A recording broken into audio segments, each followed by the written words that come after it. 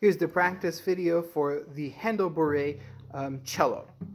So this is one of the pieces that is in both the 4th period camerata packet and the 6th period concertino packet. I'm going to start from the beginning and break things down. Starts with a pickup, no sharps, no flats.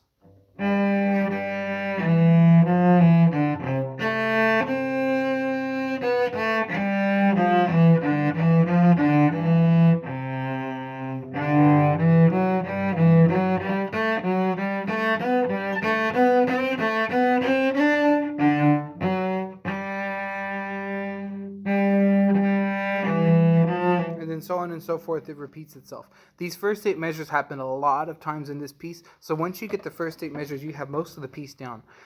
Right at measure 8, there's the 2 dashes, meaning caesura. Usually that means to stop, and then we start again. But in this piece, I think it's more of like a comma. So just like I played it earlier, it's just kind of like a little bit of pause, and then you go forward. You can rewind the video and listen to that if you want to hear it again. I'm going to go forward. Again, I'm not going to play any dynamics for this. I want to see that you put those dynamics in on your own. So the next time we meet, if you choose the solo, I'll hear all of those beautiful dynamics. Going forward, I'm going to play where it gets different.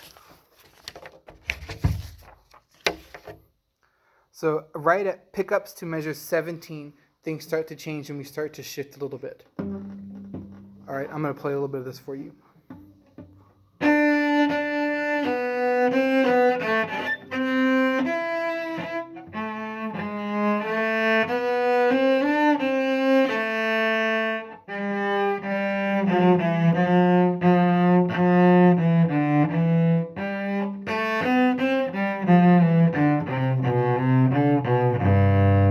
Shifting around.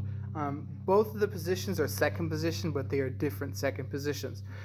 If you have seen already the melody in F video, that kind of breaks down a little bit of where the positions are and what's different between a lower second position, an upper second position, and a normal second position and an extended second position. This one uses both. So starting from 17, I'll break it down a little bit.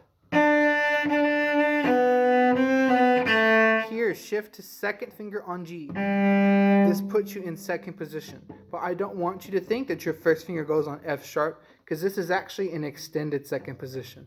Extended second position means my first finger is where my second finger would normally go in first position, and it's almost like an extended one position just up higher. So here's my first finger on C. My second finger would be on D on the A string, a third target. Third finger, if I needed it, would be D sharp. Then fourth finger would be that A. So we've got first finger on C, second finger on D, fourth finger on A. And that gets you measure 18. Then cross the string, and that gets you A. So that way you play A, fourth finger, G sharp with third finger. So you're in extended second position for that passage. The rest of it's in first position until you get to 24. I'll play from 23.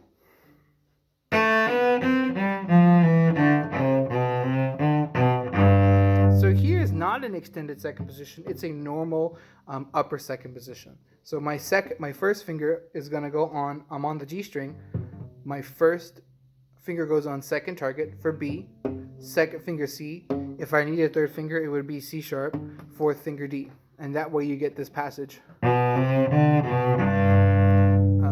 Luckily, the book where this solo comes from is very generous with fingerings. I think it puts a fingering in over every single note. So if you have any doubts, you can just check your fingering there. And then going forward, it's similar, so I'm not going to play it for you. Just watch for C naturals. And then at 31 is the next place where I'll start. These 2 notes, I shift back up to that regular second position that we used in 24. That way you can use a nice second finger on the C, and you don't have to play open D.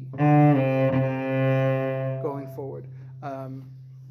33 is more of the same, like 17, so same second position work there. And then the rest of it is the same as the beginning. So once you learn those 2 passages, it is not a very difficult solo. It's just kind of repetitive, but still good concepts. I always say for cellists in your class, What's going to separate, the rising stars are those that have a good concept knowledge of second position. So I would choose this solo if that's what you want to go for.